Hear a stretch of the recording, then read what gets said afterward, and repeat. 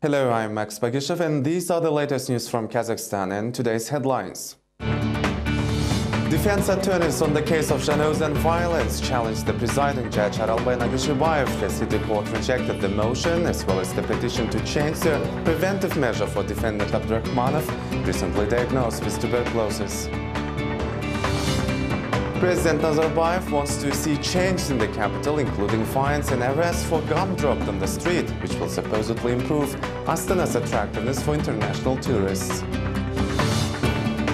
Officials reported to the residents of Karaganda residential estate Visoba about the progress of the investigation into the causes of a recent apartment block collapse.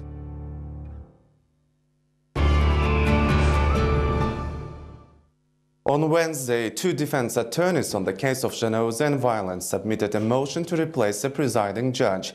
The city court, however, rejected the motion.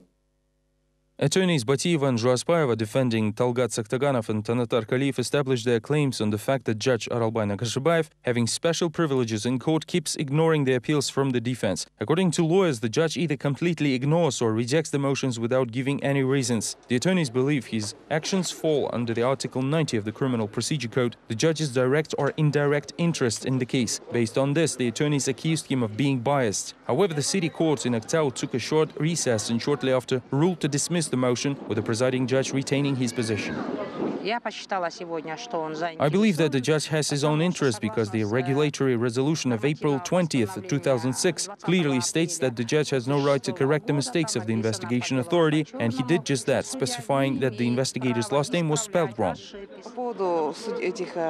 I've repeatedly made a statement in the court regarding my motion being rejected without even a consideration. I was also against banning audio and video recordings of the proceedings. Those violations assured me that the judge is biased. For those reasons, I requested Nagashibayev's suspension. The statement may not be appealed, although I'm going to include all of the facts in my further complaints. The judge also rejected a defense petition to change defendant Isengeld Abdurakhmanov's restrictive measure to house arrest or street bail after it was revealed he contracted tuberculosis while in cell during the pre-trial investigation. Yesterday, Ibrahim Kadraliyev, deputy to the head physician of the Mangistau Regional Tuberculosis Dispensary, who arrived at the trial after party's invitation, confirmed the defendant's diagnosis, although he didn't say anything regarding the severity and infection threat. According to the doctor, the patient was treated by a physician from Almaty, and at that time Abdurakhmanov didn't complain of his condition and had no issue with the medical unit at temporary detention facility. Kadraliyev says that according to the medical records, the patient is in decent state and is getting better, while the next full medical checkup will be done in 2 months only. Dinara Dilbekova, the wife of Abdurakhmanov, doesn't believe the doctor, saying that her husband is in need of urgent medical attention. He repeatedly mentioned it himself during the trial. The last time I saw him, he didn't look good at all. He's lost a lot of weight, looked gaunt and had hollow cheeks. He says that 5 times a day he's given a handful of pills. And the food is not calorific, you probably understand. Or what meals are served in detention center: pasta and porridge. I can't bring or pass over homemade food every day. He really wants to come back home, but what can I do? I've already appealed to so many organizations, including the ruling party, city administration, council of elders, etc. And everywhere I got the same response: we're going to help you, and that's the end of it. Well-known public activist Bakut Tumenova is disappointed with the way the Zhanozan trial is progressing. On Wednesday, Tumenova returned to Almaty after 2 weeks monitoring the process in Aktau. The president of Aman Saulik Foundation insists the trial is unfair as it demonstrates persecutive deviation. The judge skipped the stage of questioning victims and witnesses and immediately focused on defendants. For now, the haste is rather detrimental as the observers fail to get the answers to the most important questions, such as who ordered to open fire and what is the role of government authorities in staging the mass disorders. Policemen say they were ordered to open fire, but none of them reveals the person who gave that order. They say that they were few in numbers, but how many exactly? Apparently around 60 or 70. Why did they head the regional office of the Internal Affairs? They say they were scared. Okay, but why come back to the square from the Office of Internal Affairs if they didn't grow in number? They failed to answer this question. 2 additional cases have been instigated against Amangeld Aytkulov, the former deputy head of the Mangistau region. Newspaper Lada reports, citing the Financial Police Press Service, that Aytkulov is charged with using his position for extorting bribes in exchange for state contracts. In particular, in exchange for a state contract, Aytkulov demanded his wife to be appointed as one of the founders of the company holding 40% of its shares. The second criminal case was instigated on similar circumstances, but now involving Aytkulov's daughter and a 15% stake. This way, the family of the state official was planning to increase its value by more than $500,000. To recall, after the mass disorders in Zhanaozen, a case was instigated against the deputy governor of the region on charges of illegal distribution of tenders, as well as illegal construction of stores in the oil-rich town. On February 24th, the court placed Aytkulov under arrest for 2 months. On Wednesday, the leader of Social Democrats, Jarmakhan Tuyakbay, took part in an online conference organized by Azatlık Radio. Among other things, the NSDP chair talked about the Zhanaozen trial, post-Nazarbayev Kazakhstan, and the incitement of social hatred charge, now often used against the opposition by the National Security Agency. Visitors also wondered how great is the current necessity for the National People's Congress and whether young politicians are ready to adopt traditions of nomad ancestors to apply them for satisfying objectives of public importance. Tuyakbay explained that the People's Congress is intended to make government and opposition get at the round table and negotiate. The country needs a public consent treaty for the government to implement reforms and the opposition to refrain from radicalization. However, if Astana continues to suppress the opponents, the NSDP leaders will have no choice but turn to radical opposition. Having said that, Tuyakbay noted that Nazarbayev must take personal responsibility for what is going on in the country. During the 20 years of independence, Kazakhstan went through a number of mistakes and severities. Today, Nazarbayev faces a serious dilemma. He doesn't know what will happen if he resigns from his post and how to deal with the question of responsibility after that. I believe this prevents him from stepping down. That's why Nazarbayev and his associates keep coming up with ideas on how to suppress the opposition. On Wednesday, President Nazarbayev held a meeting with officials on further modernization of the country's capital. In particular, the head of state proposed a 3-day jail punishment for dropping gum on the street and relocation of the TB clinic outside the city.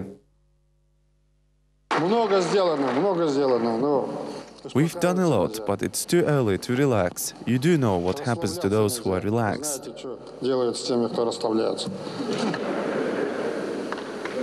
The high-ups won't let the masses take a break. Yesterday's meeting on further modernization of Astana, which is usually held in the run-up to the birthday of the capital and its founder, the president, came up with a few assignments. Although before Nursultan Nazarbayev did not favor turning the date into a nationwide celebration with expensive gifts and presentation of new facilities, on Wednesday he made it clear he wanted a feast for the soul. Do you know what day July 6 is? It's Friday, Juma, the mosque service day. I want to see the new mosque open on Juma. It has nothing to do with my birthday.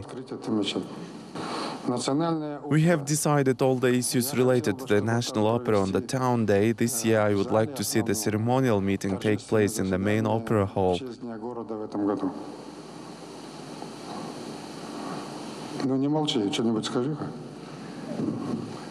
We are doing our best. Currently, more than 630 people are involved in the construction on a double-shift basis. However, there are a few things that are difficult to implement. The second part, which is engineering design, is very complicated. I'm talking about the hall and the lobby. We will be able to finish the lobby. The president also expressed regrets that previously launched grand facilities of the capital are currently idle. They are abandoned and prone to dilapidation. Astana must become a model city, said the president. Local residents should be more amiable to stop putting off international tourists. Also, something needs to be done with the lack of culture, while crime in the capital must be banished. We can't let a single trivial offense go unpunished. Those sticking chewing gum in walkways should be taken in custody and fingerprinted for drawing up protocols. We should give them warnings with administrative penalties, fines and arrests. All the petty criminals should be apprehended in the streets as a warning to others that no one would escape punishment. Astana should compete with European capitals, especially since the budget of the main city of Kazakhstan has caught up to that of Prague. There is no shortage of money, so it's time to polish up the capital city, says Nursultan Nazarbayev. It's necessary to open art galleries to display masterpieces, if not from Louvre, then at least from the Hermitage Museum in St. Petersburg. As for the tuberculosis dispensary, the head of state insists it should be relocated outside the city, supposedly to avoid contagion of tourists and citizens. Nursultan Nazarbayev will not change his plans to visit Indonesia despite yesterday's 8.7 earthquake in the region. The official visit will begin today and last for 2 days. During this time, Kazakhstan's president intends to meet the local government. There are no talks about cancelling the visit yet. As for the casualties among Kazakh citizens, so far the ministry has not received any according information. The Chief Military Prosecution Office has created a special working group in case martial law is announced in the country. The new organization will deal with issues of maintaining prosecution control during the period of martial law. The group had already studied the international experience of the supervision bodies, identifying the key directions of the military prosecutors' activities and discussed the issues of their implementation. It is anticipated to complete drafting the instructions regulating the work of the military prosecutors in May. According to the legislation, the military command power will expand in case of the martial law, as all the functions of the state bodies, including military and law enforcement, will automatically transfer to the command, while civilians, enterprises and public organizations will be limited in their activities. The martial law can be introduced by the president in case of aggression against the state or immediate threat of aggression. It can also be introduced due to the internal factors such as the increase of discontent by population. Drug lords could be responsible for Zheneuzhan violence. The statement was made on Wednesday by Viktor Ivanov, the director of Russian Federal Drug Control Service. We see that the inspiration of anti-governmental activities similar to that in Zheneuzhan through purposeful drugging the population may anytime lead to mass disorders and destabilization of the public and political order, end quote. Ivanov had also noted that a similar situation can be observed in neighboring Xinjiang Uyghur Autonomous Region of China and Russia's Northern Caucasus. Regarding the drug lords and traffickers, the CSTO is going to create a universal database to assist the law enforcement bodies and all 6 member states in efficiently combating this and other issues. NATO started disposing of the drugs right at the place where they are produced, processed, stored, etc., while the Collective Security Treaty Organization member states are focusing on their interception and trafficking on their territories. I believe this is logical. This way the global community could manage this task quite efficiently.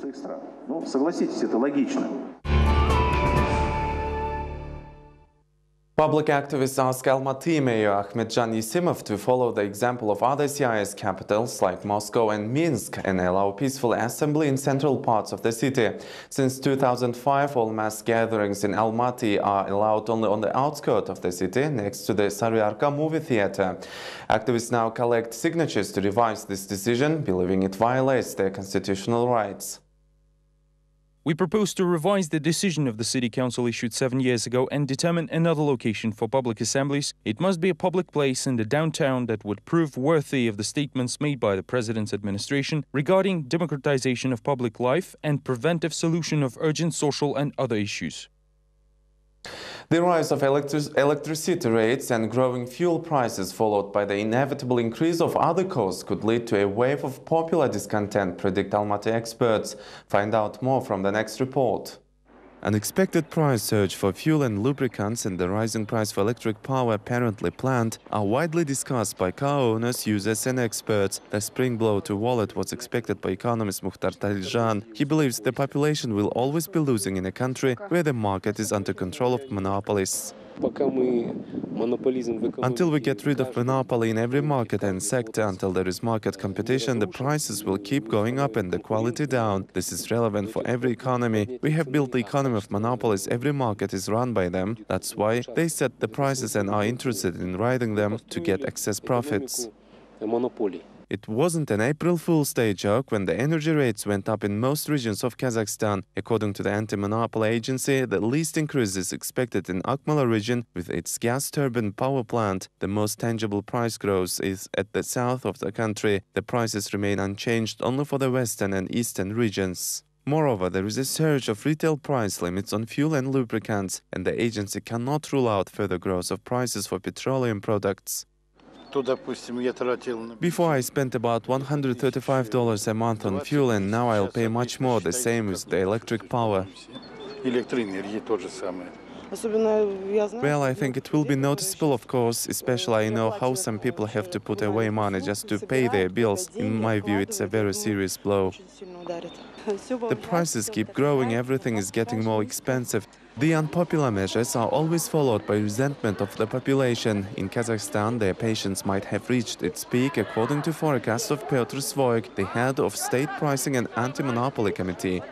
The rates are rising faster, whereas the income index is doing worse than before. I don't believe that declarations calling for democracy or anything may have strong influence on the people or will cause large rallies. However, the prices and rates have a higher chance of eventually bringing that very mass of people out into the squares that would truly scare those in power. According to the expert and the observations of consumers, the growing price for electricity is the main driver in every price chain. Thus, the change of price tags on services and the foodstuffs can be expected soon. The officials are still looking into the situation involving BIS company and its employees left jobless after the enterprise lost a recent contractor bid. However, the working group from Astana did little to improve the matters. The local authorities, anything but efficient until now, stepped up their efforts as soon as they became aware of the oncoming visit of a governmental committee. They organized a trip to the oil fields by an entire delegation of officials and representatives of the local media, then paraded the vehicle fleet of winning bidders and finally released an interview openly smearing BIS company. It's noteworthy that the regional trade union leader was the first to cast a stone at BIS. Just recently, during the visit of deputy chairman of the Kazakhstan trade union, Kairat Amandikov, the local union had advocated the workers' right. The BIS company had spread rumors all over the country that it is the one of a kind, but no, our inspection revealed that everything is right with the winning bidders, including equipment and shift camps. In response, Kairat Yermakhanov, Petro Kazakhstan Kumkol Resource Transportation Department manager and an expert in the field, stated the following facts. The winning companies Kiran, NTK and Octagon were struggling with the initial part of operating process. It resulted in failures at work. About 12 to 15 oil wells were to be closed, and naturally we sustained losses in oil production. It lasted about 15 days. We had discussions with the managers of the contractor companies and had to give them some time to rectify failures of their mobile equipment. I'm not sure at the moment that all the equipment of these companies meet our requirements. They promised to rectify all the failures before April 15, but it goes without saying we'll have to struggle through this month. Meanwhile, on that very day, April 6, the problem of BIS employees was discussed at a meeting in the office of Yerbol Arunbayev, Kazakhstan's vice prime minister. A special committee had arrived to the region by his instruction. All the parties in question have gathered at the round table of Rzhakul Nurtayev, deputy head of the region, BIS company, as well as Petro Kazakhstan Kumkol Resources, Kiran, NTK and Octagon, as well as the district administration. Unfortunately, the inner sanctum was closed for reporters. The debates behind the closed doors lasted over 2 hours. However, no consensus was reached. The fate of 700 people who have been left unemployed, all trade union members, is at stake. The Trade Union Federation has a very positive view of the company. It was a social-oriented enterprise, paid decent wages, and there was a good social package. That's why we shall support our trade union members through and though until they are back in employment. We shall fight for every single one.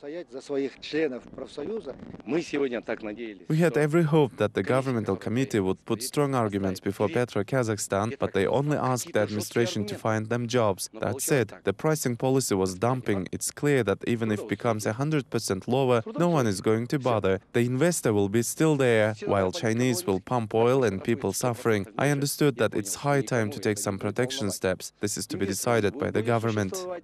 The people released from the transport sector will likely work for other companies for the time being, or perhaps BIS will find another direction according to new technological requirements. Maybe they'll create something new. The ambitious plan of the administration implies employment of all the 700 jobless workers. Supposedly, who is going where and how is now a matter of time. The reality, though, is that a strong and experienced team of professionals represented by 2 companies of BIS consortium was pushed off the oil transportation market, while people were left desperate without work. Most importantly, the issue remains unresolved still. At the insistence of Karaganda's Bisoba estate residents, where an apartment block collapsed on April 6, regional authorities disclosed all information they have to the date about the incident. The most pressing issue on people's minds is, unsurprisingly, whether they can feel safe in the remaining apartments blocks. Regarding the first section of the building number 7, the individual base construction of the basement required reinforcement, while in the other buildings it is still in operation condition. So far, we haven't established any deviations in the supporting construction and sustainability of the buildings.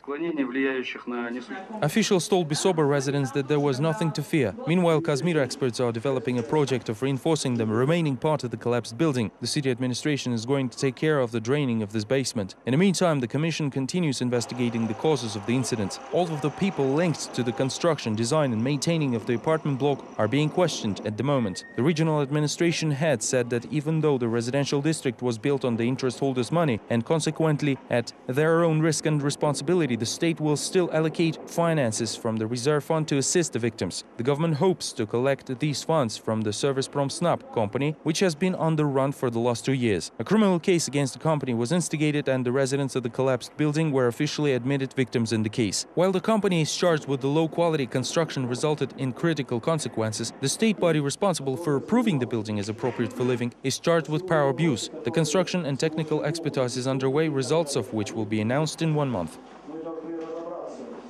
A bridge collapsed yesterday in October region when its supports failed against the water dropped into the river. The structure is part of the West Europe-West China transportation system, and the highway October-Martruk Russian Federation includes 16 more similar bridges in the area.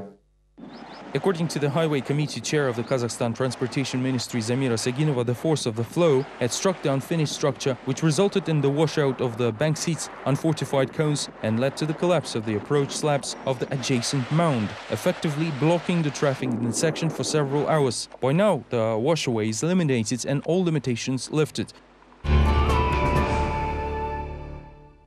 A hostage rescue operation was successfully carried out on Wednesday by Jambul police. In late March, a local businessman from Merkia village appealed to the law enforcement, reporting a kidnapping of his son. The details of the case were revealed by the Internal Affairs representative Nurdil Dauraz. The 17-year-old boy was taken to Taraz. The kidnappers have demanded a ransom of $50,000. They strongly advised the boy's father, a businessman, not to call the police, threatening to kill his son. To prove how serious their intentions were, criminals shot the kidnapped boy in the foot. However, this prompted the businessman to immediately call the police. On April 1st, as a result of the special operation conducted by the Organized Crime Department offices in Merkia, 3 suspects, all local residents aged between 20 and 44, were arrested during an attempt to receive $5,000. The victim was freed. Victims of Nazi concentration camps were commemorated on Wednesday in Almaty. Veterans still residing in the city laid flowers at the Eternal Flame Monument.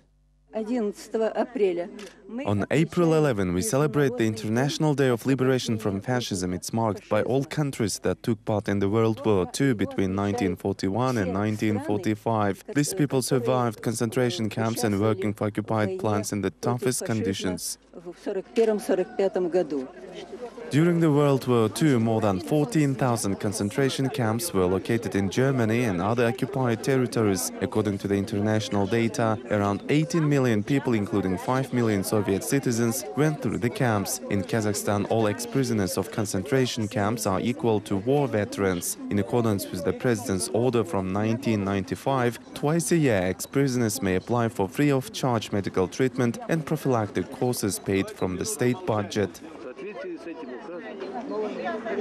The government really hasn't forgotten about the ex-prisoners. First of all, the president had issued a decree equaling their status to the World War II veterans. Consequently, they are entitled to special welfare benefits, just like the ones the war veterans received. The Almaty city administration allocates a lot of money to render them material assistance. This is all we have time for now. Thank you for joining us and goodbye.